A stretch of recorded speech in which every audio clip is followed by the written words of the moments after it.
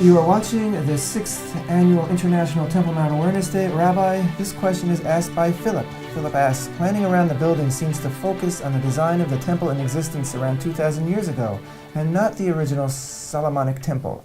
I understand that the original temple was more pure, housed the ark, and received the Shekhinah.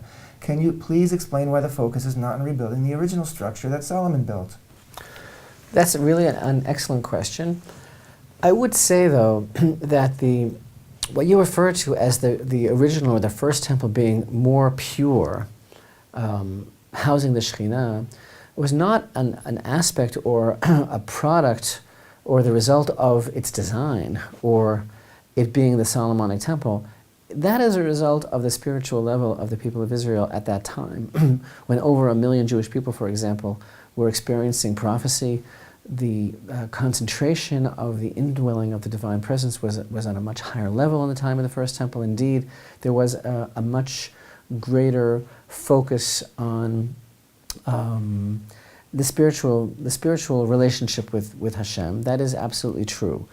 There are aspects of the first temple of Shlomo, of Solomon, and the second temple that were consistent and constant. And in fact, the second temple era, which began with the returnees from Babylon, the time of Zerubbabel and then Ezra, and then was expanded greatly in the time of Herod, that's all considered in Jewish scholarship to be one era, the time of the second temple, even though it underwent a tremendous change under Herod. But it still consisted of the same components that are integrally imperative to be included: the structure of the courts, the holy area, the Holy of Holies. And there are certain aspects of Solomon's temple that indeed did not return to the second temple structure, very unique aspects of that design that you can read about in the Book of Kings, for example, and from chapter 6 on, Kings 1, because they were very, very unique and specific to Solomon's understanding of his relationship with God. They were unique and specific to Solomon's understanding of the universe, and indeed they were indicative of the high spiritual level of Israel at that time. And then in the second temple, there were those certain features, such as the brazen sea and such as the special keruvim of wood that Solomon constructed. They did not return. But yet, there's a concept that the Mishnah describes and the Maimonides cites, that the concept of the Holy Temple, which is basically obligatory upon Israel to rebuild, is along the lines of the second temple. And the temple that we aspire to rebuild, indeed, is more a reflection, in a way, of those dimensions and those concepts, and not the temple of Solomon's time, which again is not a downgrade or a reflection on Solomon's temple, other than just to point out that was a very unique historical period, unique only to him.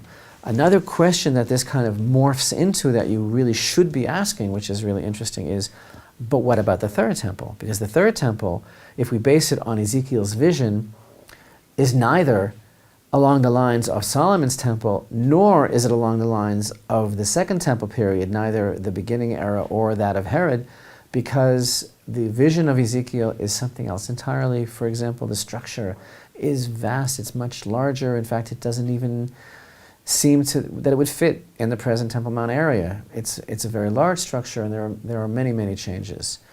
And here again, we have a very clear understanding based on the interpretation of Maimonides, who was really the address when it comes to these Holy Temple studies in the world of the Jewish luminaries. And he explains that Ezekiel's vision contains elements of prophecy that are not readily understandable in our generations, and that we don't really have the capacity, whether you would call it spiritual or intellectual, to understand exactly what it is that he did perceive.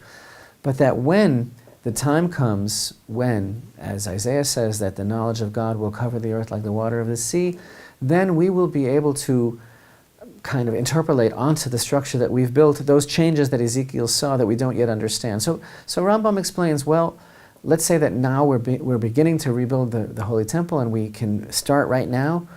We start according to the the blueprints really of the Second Temple. That's the beginning. But as we grow in our understanding or our spiritual perception, we're able to kind of add to that the aspects of Ezekiel's vision that will be the finished product. The finished Third Temple will be made by Israel, by human agency, according to the vision of Ezekiel. And you are watching the 6th Annual International Temple Mount Awareness Day special broadcast from the Temple Institute in Jerusalem. You can always log on to the Temple Institute at www.templeinstitute.org. And if you care to join us and participate in these holy endeavors, you can hit the donate button, and there are many options there of how you can support and contribute to this work. Don't forget to like the Temple Institute on Facebook and join the growing family of well over 100,000 that are following daily the updates and the news from the Temple Institute. And you can see our weekly broadcasts of Torah lessons on the Temple Institute's YouTube channel, and you can listen to our weekly radio program called Temple Talk, which is available on IsraelNationalRadio.com, as well as UniversalTorah.com, and again through the Facebook page of the Temple Institute.